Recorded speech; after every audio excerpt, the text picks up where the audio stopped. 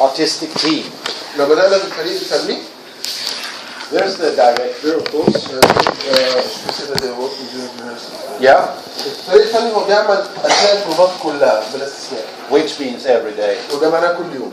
في المخرج ومصمم السينوغرافيا ومصمم الملابس، والاثنين دول بيشتغلوا مع المكياج والاكسسوار سوا. أنا آسف، إحنا محتاجين توضيح لكلمة السينوغرافي هي إيه بالظبط؟ يعني بشكل بريف. الديكور. بس لا مش ديكور بس. I wrote here scenography. Yeah. You don't use that word. We use it. Yeah. Yes, but they want clarification exactly what is scenography. As the term here is somewhat confused. Sometimes it is the decor designer, sometimes it is the decor and light designer, and sometimes it is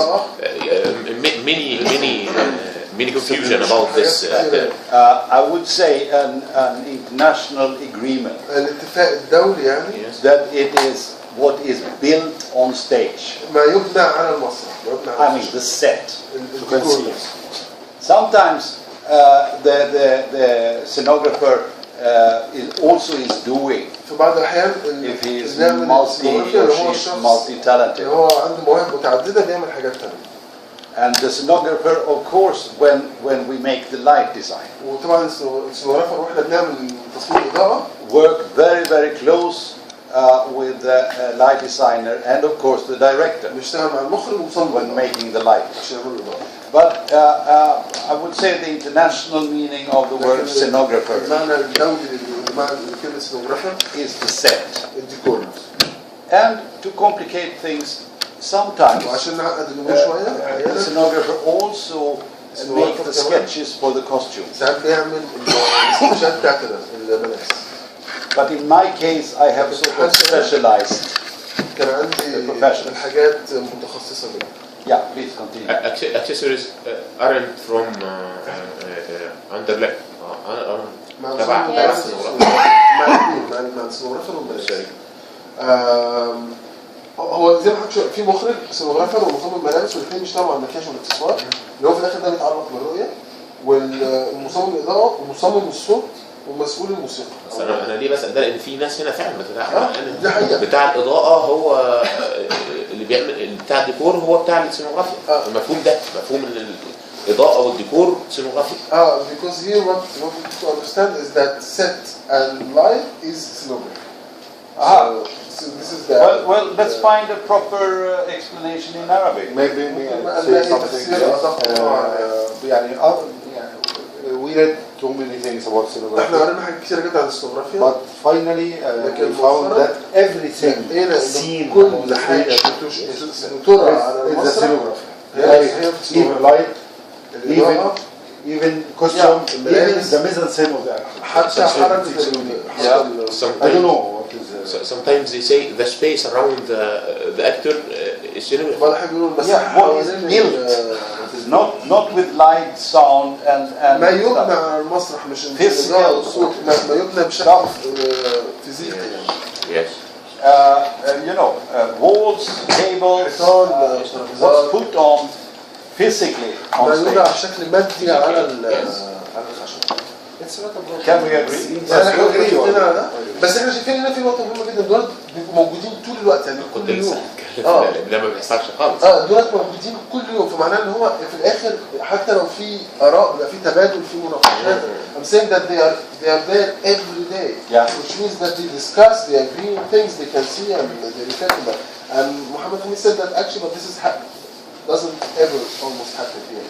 That they are here every day. But as I said earlier the other day, قبل كده في الأيام اللي فاتت maybe it's stupid, maybe it's not. ممكن But يكون ده يعني the only reality I can refer to. الواقع الوحيد اللي أنا ممكن أرجع له ده طول الوقت أو استخدمه كمرجعية is the reality I come from. الواقع اللي هو بيجي منه. And without showing off or brag. من غير ما تباهى يعني أو تعود. In my corner of the world, we are quite good at saving time. في الركن اللي هم عايشين فيه في العالم هم كويسين جدا في موضوع الحفاظ على الوقت. And why is that? Time is وليه ده عشان الفلوس الوقت. Yeah. So I suggest that you write this down the first وبقترح ان حضراتكم تكتبوا الجزء ده الاول الفريق الفني and put questions before we continue. قبل ما نكمل يعني اكتبوه وحطوا عليه اسئله. So it's clear for everyone. مثلا ممكن تسالوا عن ادوارهم، ممكن تسالوا عن العلاقه ما بينهم، ممكن تسالوا عن and maybe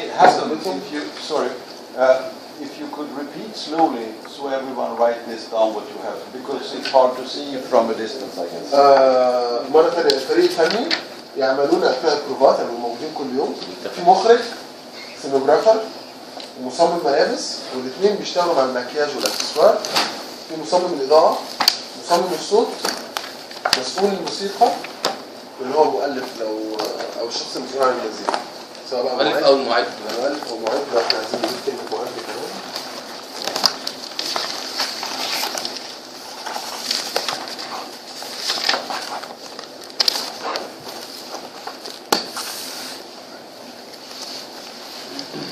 And now everyone heard what you said about the scenographer. What's physically on stage. كلكم سمعتوا احنا اتكلمنا ايه موضوع السينوغرافيا اللي احنا بنتكلم هو موجود بشكل مادي على خشبة المسرح. Walls, mountains, tables, تلال، جبال، ترابيزات. Okay. Another thing about this artistic team. حاجة ثانية فيما تخص الفريق الفني. Very often we start to work half a year before the production starts. احنا عادة بنبدأ نشتغل على الأقل 6 شهور قبل ما الإنتاج نفسه يبدأ، قبل ما العرض يبدأ.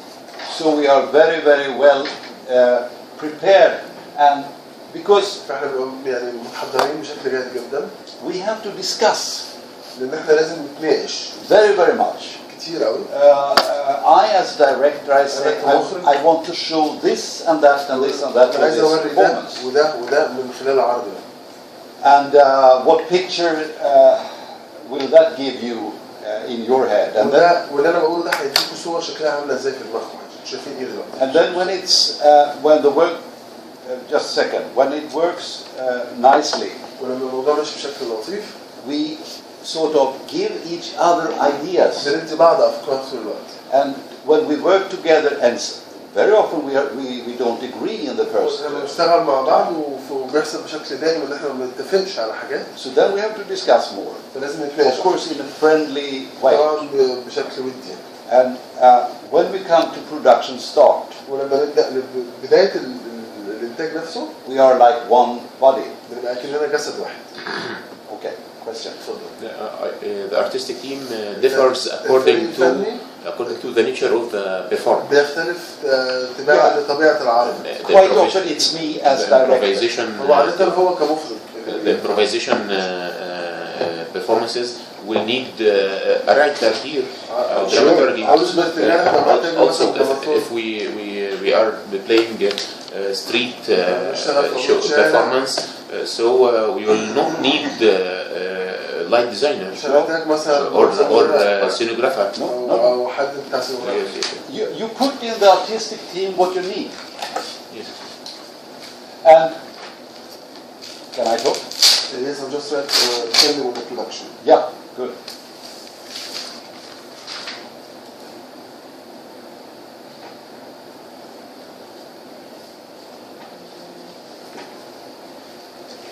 And this is also,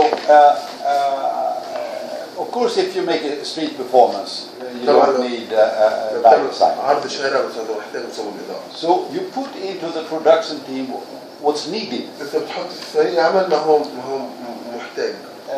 And also this schedule or whatever, the scheme. الشكل ده أو الشكل ده أو الترتيب ده. It is an average, rather rich Swedish theater, or English or German. ده متوسط فريق عمل موجود في بيئة غنية إلى حد ما سواء سويدية أو إنجليزية أو ألمانية. In a small independent group, you have مستقلة صغيرة. You still have the tasks. ما زالت المهام موجودة. But you will have to find ways to solve those tasks ولكن يجب أن تلاقوا حلول عشان تتعاملوا مع هذه المهام on fewer people لناس أقل in a cheaper way. وبطريقة أرخص. And I will tell you later on today of a model for amateur theater وهقول لكم النهارده على نموذج لمسرح الهواة. who has almost no money at all. اللي كان تقريبا ما عندهمش فلوس خالص. مسرح الهواة. Are these jobs in order, in a certain order? هل هذه الوظائف بترتيب معين؟ Quite often it's the director on the top, عادة المخرج بيبقى فوق. except when it comes to production team. عادة فيما This is why I asked as I saw here the producer on top. Yeah, absolutely. في الماركتنج ده And I explain why. هو هيشرح لي When the production is decided, لما بيتم الاتفاق على العمل نفسه and I as director write a contract with the theater manager, وانا كمخرج بكتب العقد بتاعي مع مدير المسرح I produce my wish list انا بديله of people. قائمة الامنيات او قائمة الاشخاص المرغوب فيهم. I can say I have worked with this and that light انا designer اشتغلت مع for مصمم two الإضاءة productions, ده العرضين فاتوا and we love each other, واحنا بنحب بعض but I would like to try a new one بس انا حابب اجرب مصمم الإضاءة in جديد order to see what's happening. عشان Yes, نشوف ايه اللي بيحصل. different point of view. Yeah. But this part, it's quite often out of the wishes of the director. الجزء ده عادة بيبقى بناء على الامنيات او الرغبات بتاعت المخرج.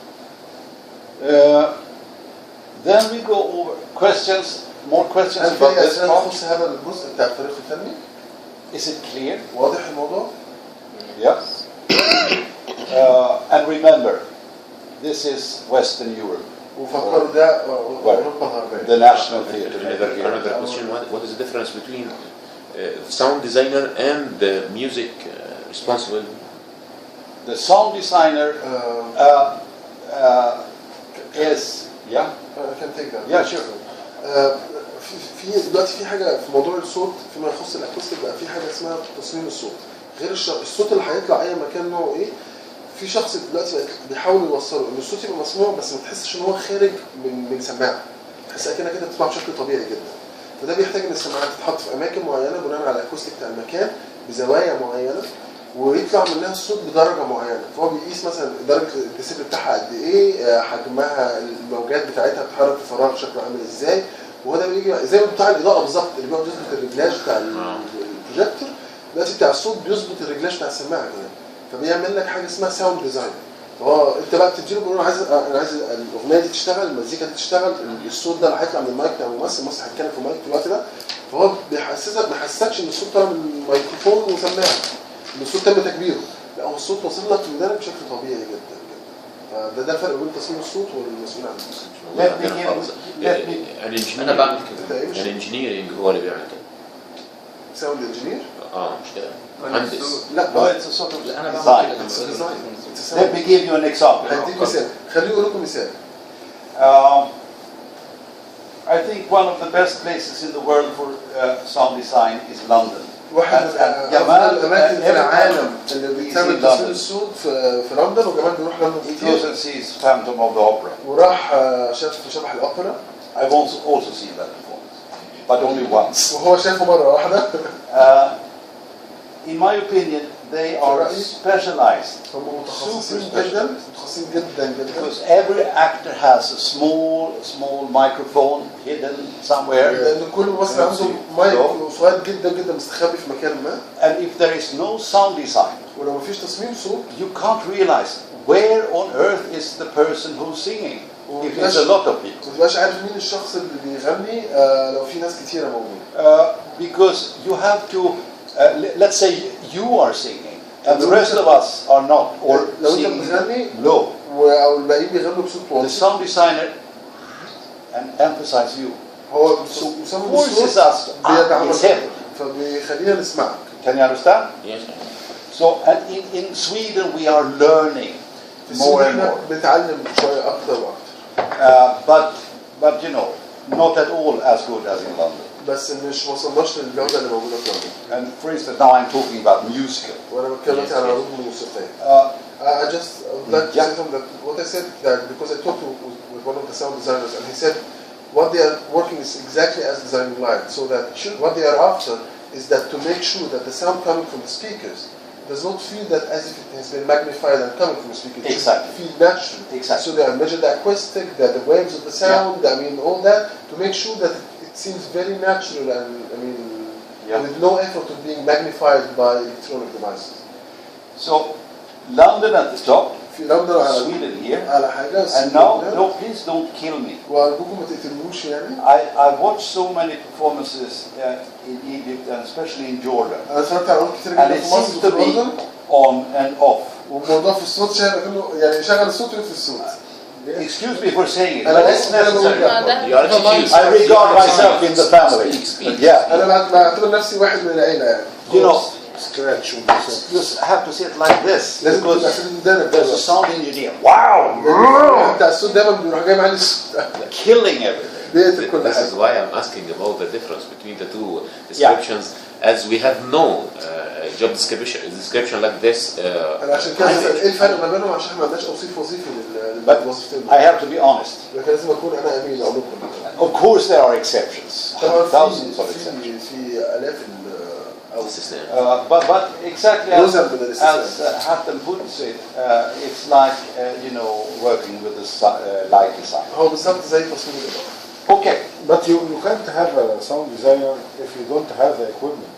No, of course طبعا not. ما بيبقاش عندك تصميم الصوت وأنت ما عندكش Of course not. These examples, just the speakers Yeah. and the mic. والمايك. Yeah. But you don't have, like, if you speak about London, and of course I completely agree that طبعا كده أنا the size of the mixer, sound mixer, حجم الميكسر Like this table. bigger than this table. أكبر من هذه الطريقة. And while you are entering the store, you see it. وداخل Yeah. بتشوفه. And how many person around it? وكم واحد بيشتغل عليه. I just putting this as an example. بس Jamal, فاكر and I know. ما بيعقدكش. In the same time, I've been together with a Swedish technician, Tarzan, أنا كنت في نفس الوقت هو كان بيلف كتير مع تقني سويدي اسمه طرزان in Gaza, في غزة. in Gaza City. And he equipped in a very, very simple way a small theater. جهز بشكل بسيط جدا مسرح صغير. And we all know about the situation there. It's much worse than in Egypt. واحنا عارفين الموقف هناك شكله عامل ازاي، هو طبعا أسوأ بكتير جدا من مصر. Very simple means. ووسائل بسيطة جدا جدا. 10 projectors, 10 بروجيكتورات. a small sound system. ونظام صوتي بسيط قوي. Anyhow, he worked with the thinking. هو اشتغل بالتفكير. And of course there was no microphones. ما كانش فيه طبعا. But for effect sounds and so, لكن it's, be careful with the sound. هو لازم يكون حريص وهو بيشتغل على الصوت. Okay, let's walk into this part. تعالى ننزل الجزء الثاني، فريق الإنتاج. That's the production team. وده فريق الإنتاج. And you have gone through all those, what they are. Yeah. Producer, director, set designer, costume. مخرج، صورافة، مصمم ملابس، مدير التقني، مسؤول موسيقى. And if you haven't done it, write it down. Meeting one. Yeah, once a week. بيتقابلوا كل أسبوع، لازم يكون في اجتماع أسبوع. You wrote that down? Yes. Okay. So this is, of course, this team also started a little bit before the production started. الفريق ده كمان بدأ قبل ما يبدأ العرض بشوية. مش زي ده بس بدأ قبلهم شوية. بيحضروا بداية العرض. And all this work that happens before production starts is that you have 3 or 4 or 6 or 8 weeks. 3 أو 4 أو 8 أسابيع قبل بداية العرض. So during rehearsal time, في أثناء وقت البروفات, you have to handle time like golden eggs. لازم تتعامل مع الوقت كأنه بيض من ذهب. Because time will never come back. لأن الوقت مش هيرجع مرة ثانية. And we must keep the opening date. ولازم نحافظ على يوم الافتتاح. So this is so important. So all preparation done ahead of the production start is in order to take care of the production. كل التحضيرات اللي بتحصل قبل ما الانتاج يبدا عشان يحافظوا على الانتاج او على العمل. Make everything work very smoothly. يخلي الحاجات كلها تمشي بسلاسه جدا. Making it simple for the director and actors. بسيط وسهل على المخرج والممثلين. And the crew. وفريق العمل To work. اللي هم يشتغلوا. Avoiding make problem, defining problems and trying to solve them. ان احنا نحدد نعرف المشاكل ونكتشفها ونحاول نحلها. And in this meeting, the producer is the responsible person. المنتج هو الشخص المسؤول. And the head of this group. وهو رئيس هذه المجموعة. And I will later on come into the single responsibility. وبعد كده بعد شوية هقول لكم ايه بقى المسؤوليات الفردية لكل واحد. And I said it to you, or maybe all of that. هو قالوا قبل كده قالوا لي او قالوا للناس. There is a tendency in our countries, another production meeting. الناس We want to start to work. اجتماع انتاج تاني احنا عايزين نشتغل. It's so important. بس هو موضوع مهم جدا. So and it's important that everyone is gathered. We even do like this. If someone is sick, let's say, or have problems, واحنا حتى بنعمل لو في حد عنده مشكلة او تعبان او we try to find another time in the week for the production meeting. نحاول نلاقي وقت تاني خلال الاسبوع برضه عشان نعمل الاجتماع. Because this is really a control instrument that everything works. أداة تحكم إن كل حاجة شغالة بشكل كويس. And if it's not working, we discuss it together in the group. داخل هذه المجموعة. Okay, the questions about this? في أسئلة؟ Yes. مدير خشبة المسرح بيصنف ضمن علم The stage manager, he should be put in which team? The stage manager, as we have it in Sweden, مدير خشبة المسرح زي ما هو عندهم في السويد. is sorting under the technical manager, which is that one, isn't it? هذا موجود تحت المدير التقني، تحتي. هو مدير التقني بيتولى النقاش بتاعه وهنا المدير.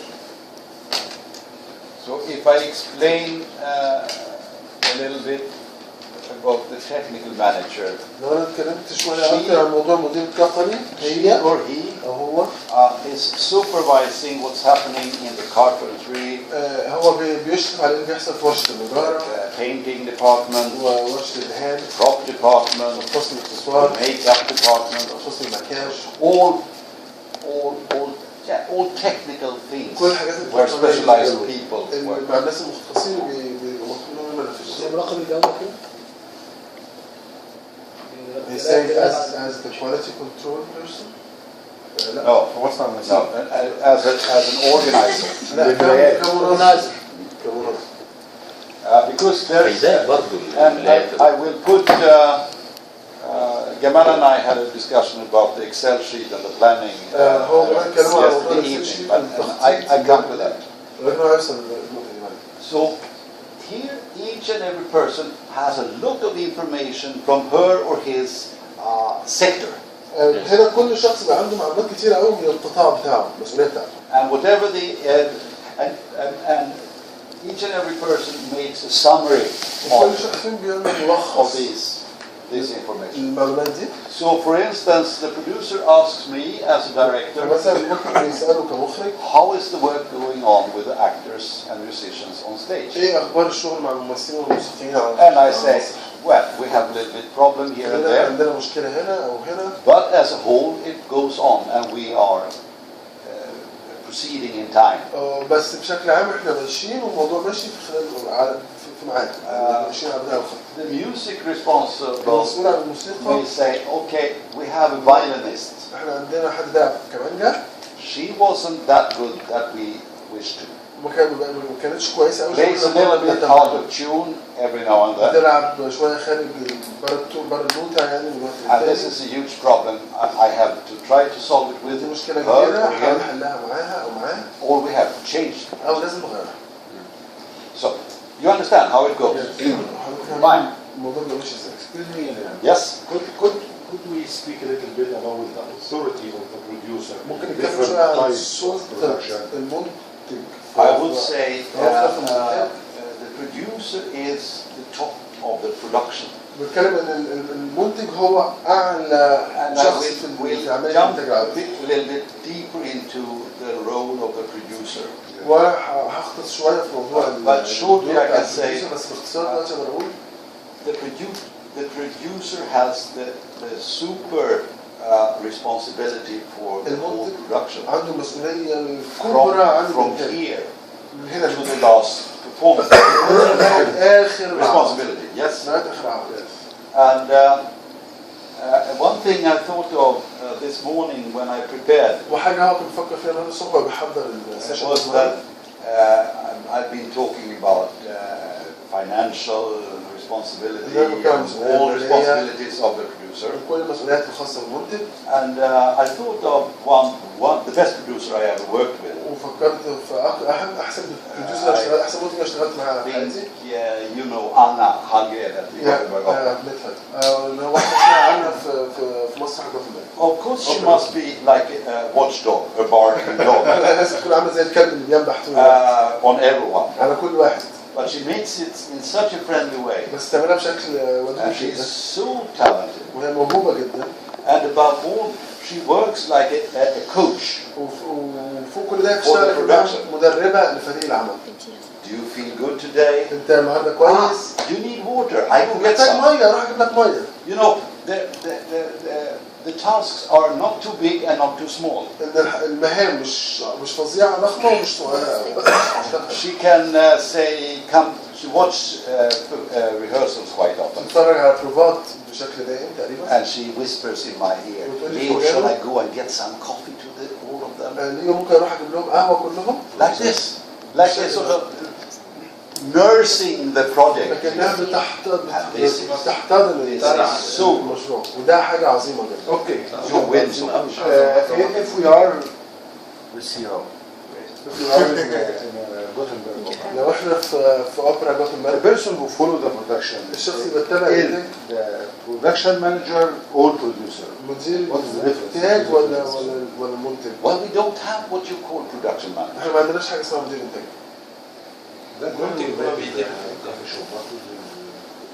That he was a producer. لكن الشخص اللي داخل So producer does not mean that he is the person who pays money. المنتج مش معناه الشخص اللي In private, yes.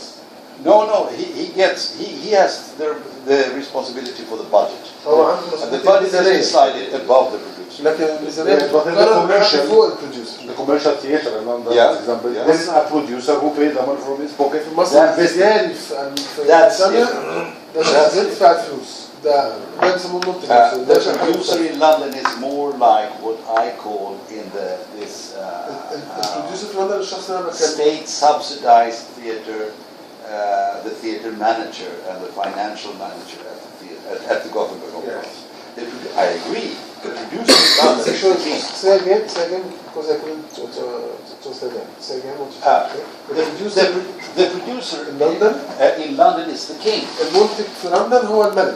He or she is the businessman or what? You know هو that بزنس I hear from somebody in the music work there that the producer has the right to enter the rehearsal room and kick the director out. المنتج في بريطانيا عنده الحق ان هو يدخل غرفه البروفات ويدخل المخرج بره.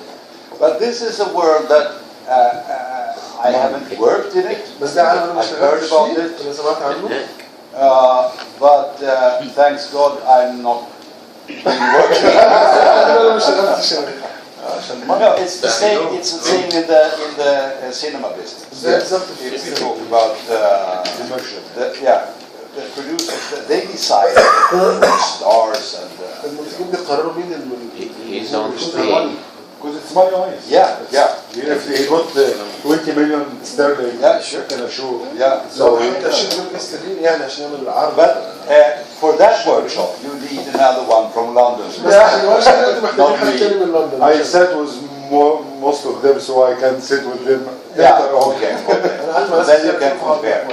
كيف انت حضرتك؟ So you understand the difference between these two هل في فرق issues. ما بين النموذجين دول؟ Questions more about this? في اسئله تانية تخص فريق الانتاج؟ كانوا كده كلكم فاهمين ما شاء الله. هو شرح بسيط وجميل.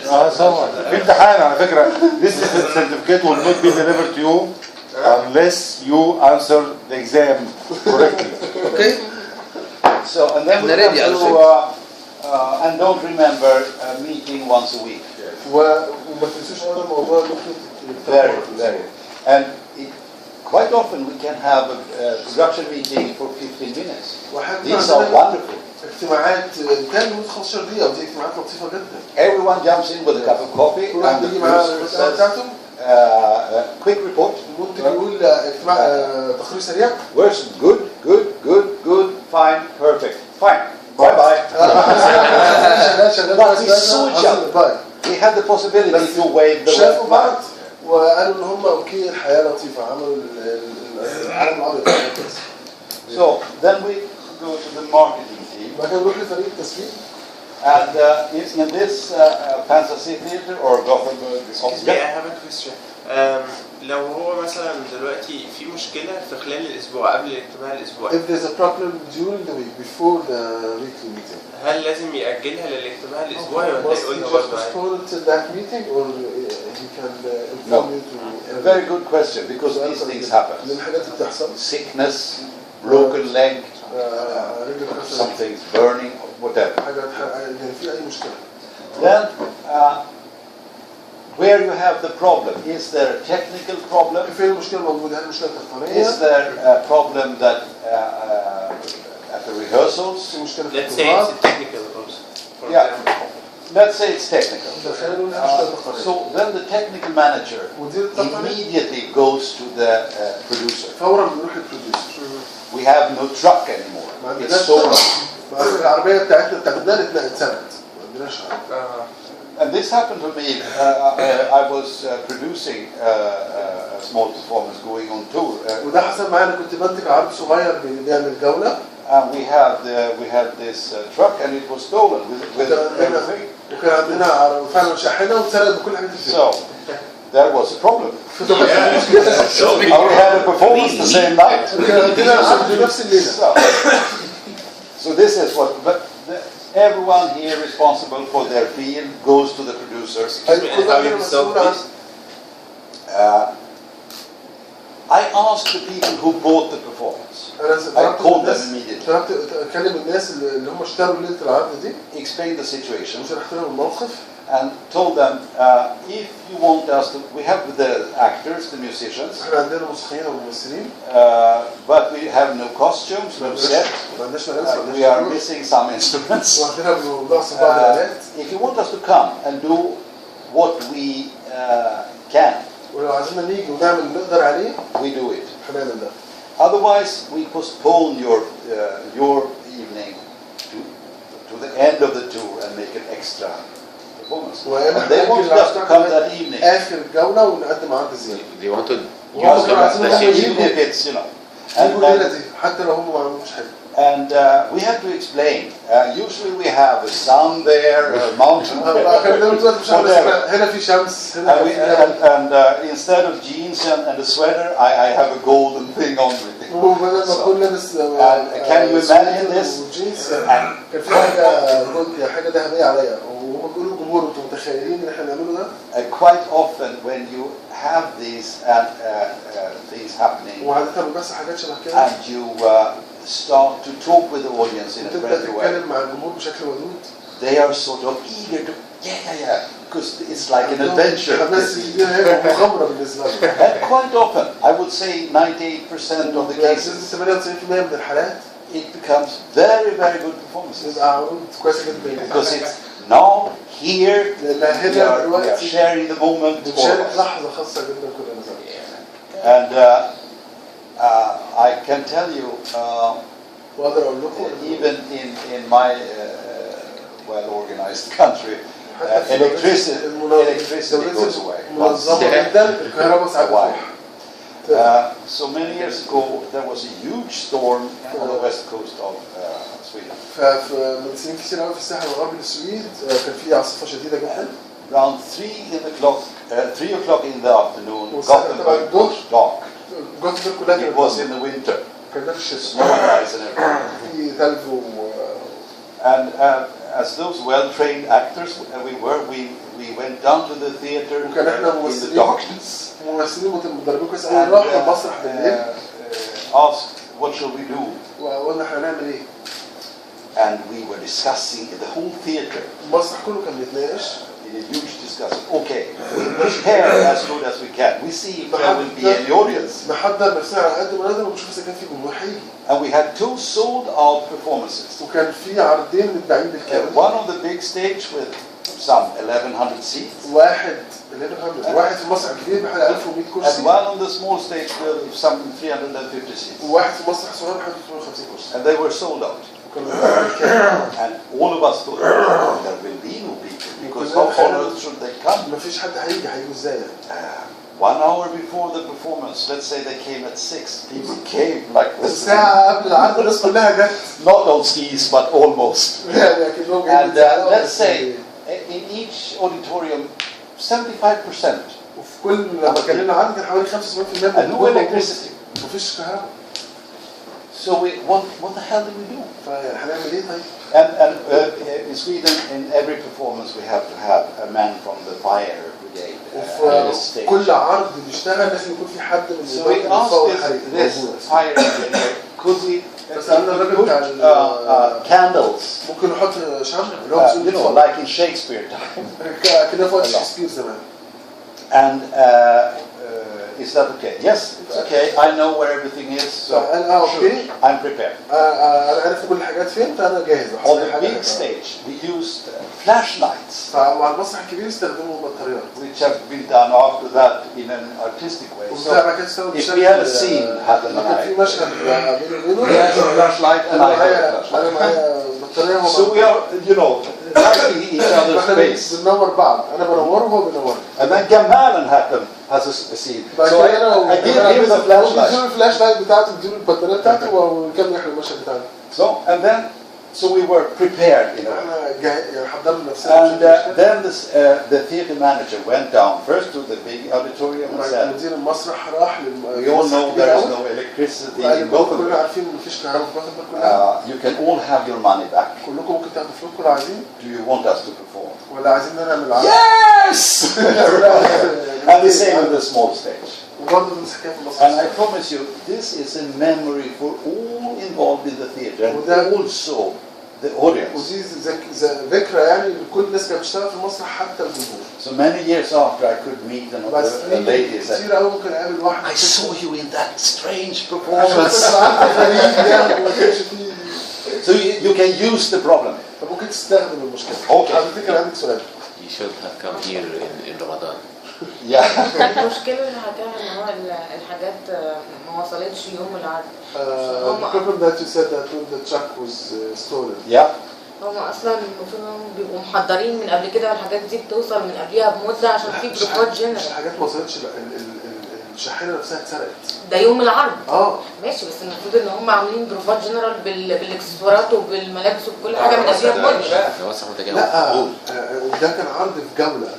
يعني مثلا ايه بيعرض النهارده في اسكندريه بيعرض بكره مثلا في المنيا بيعرض بعد سوهاج فالحاجات بتتحط في عربيه نقل وبتمشي فهم راحوا بقى مسرح جديد وهيعرضوا بالليل في المدينه اللي بيروحوها فالحاجات سرقت ما بقاش فيه يعني there was a misunderstanding concerning the track when it was stolen.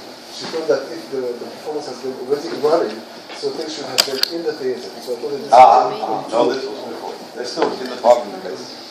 سرقوها من الباركينج. And the funny thing was, we found, the police found the projectors in a discotheque in another city. The sound equipment in another discotheque in another city. It was spread all over Sweden. Then comes Swedish stupidity. Because each and every item was we mark it Gothenburg City Theater. لأنه كل حاجة هم بيشتغلوا عليها بيوفروا عليها مسرح مدينة جوتنبرج مهما كانت صغيرة خالص. So it was very easy for the police to identify. فكان سهل البوليس إن هو يعرف إيه الحاجات بتاعتهم. They brought everything back. ورجعوا كل حاجة تقريبا. Let's say 95% back. 95% من الحاجات. To the main police station in Gothenburg. لإدارة البوليس الأساسية في جوتنبرج. Called me. اتصلوا بيه and said, could you come down here and identify the stuff? تيجي تعرف على الحاجات بتاعتك. And I went down to their huge warehouse. رحت المخزن بتاعهم. Okay, that belongs to us. كلها بتاعتنا. Can I bring it? No. قالوا ممكن ناخدها، قالوا لهم ممكن ناخدها، قالوا لا. What? ليه يعني؟ Because these discotheques, they say they bought it in good faith. الديسكوتاكس دي ان هم اشتروها بفلوس بنية. Can you understand? So I can't give it away. هو ما يقدرش. And I said, for heaven's sake, who shall I kill? I'm so sorry, the police officer said, these are the procedures. So we have to make new things of every item. And half a year later we got it from the police. Enough of that. Marketing team. Here we have the marketing manager. Should we say that meeting upon call? Yeah. فريق التسويق ده لا يتم الاجتماع به إلا لما يتم الطلب ده. إلا لما يتم الطلب. وده عشان تفاديا لتضييع الوقت. في احتياج بيكلموه تعالوا احنا عندنا اجتماع تسويق. مين اللي بيحتاج؟ I said that there will be only meetings upon call and it's only needed avoiding to waste time. Yeah. And then his question, but who would call for the meeting? Mostly the marketing director. فأغلب الوقت مدير التسويق هو اللي بيدخل. And if I use the Gothenburg Opera House as a model, لو استخدمت دار الأوبرا بتاع جوتنبرغ كنموذج, they have a very professional and sharp marketing department. عندهم إدارة تسويق يعني محترفين جدا جدا جدا وأذكياء. And I think it depends on that they have built walls around themselves. أعتقد ده يعني راجع إن هم بنوا أكنهم حيطان حوالين نفسهم. Because quite often it happens that people who don't know marketing الناس اللي ما بتفهمش موضوع الماركتينج حوالين كل حاجة put their noses into their work. بيحشروا مناخيرهم في الشغل بتاعهم. And it takes so much effort and time. وده بياخد مجهود ضخم جدا ووقت. To talk to an actress who are not satisfied with her picture and her looks in the picture. A director who doesn't know anything about marketing. You understand the possible. So there are sort of a little fortress with it. So when I as a director is called to a meeting, the manager there says, Leo, I want your opinion on this, this, and this. Not on that, and that. Because we solve that. It's our business. All the time in a very friendly but very clear way. Let me give you an example of you know the musical Cats. Yes. What did they do? They made a huge poster with angry dogs. Portrait. Beautiful portrait. Like that. Overall, cats. And talk about hook, as we talked about. Because every reasonable, normal person, but it says cats and I see a lot of dogs. What the hell is this? شايف مكتوب cats Start the process. كلاب كتيرة جدا ايه ده؟ ما هذا بحق الجحيم. Such a wonderful poster. فكان بوستر رائع جدا. So and they arrange press meetings. هم بيحددوا لقاءات الصحافة. What I talked about yesterday, drop, inviting a journalist. نحن نحط نقط في كل حتة كده عشان ندعو الصحفيين. Also contact with audience builders. وكمان الاتصال مع الناس بتاع الجمهور. They asked me to plan where I can let one or two or three actors go away to do something or this or on that. هو بيقولوا إن هو خطط إمتى يقدر يسيب ممثل أو اثنين أو ثلاثة يروحوا يعملوا حاجة صغيرة في ميدان ما أو في مكان ما. So that's their responsibility. دي مسؤوليتهم. Okay. Questions? في أسئلة؟ Yes. Marketing meeting is just between the marketing manager and the director. ده بس بدون ما بين مدير التسويق والاجتماعات بين مدير التسويق والمخرج. Between me and mostly Because the technical manager has everything to do here. بيني وبينه يعني في مصر المدير التقني مش له علاقة بالحاجات دي. Could be the producer because ممكن يكون البروديوسر. if they have produced us money. But within the budget from the very beginning. ولكن في الميزانية من البداية. They take away something for marketing. بياخدوا اوريدي مبلغ معين للماركت. So they decide over that part of the budget. هم اللي بيقرروا الجزء ده من الفلوس هيعملوا بيه. So the decision about actors will be done through the director. So the decision about actors. For example, you said that the actor who acted Charlie Chaplin had a meeting with a special audience. This is a step of marketing, not a step of. So this decision is about an actor. The actor should be involved, not just. But in that case, we have a meeting, and they. بيقول فيما يخص الممثل اللي هو كان مطلوب منه في المثال بتاع شابلن ده مثلا، الممثل راح قابل مجموعه معينه من الناس في وقت ما، فهل مش لازم يكون الممثل ده كمان موجود في الاجتماع ده عشان يفهم عشان القرار هيعملوا ايه فهو هيجاوب.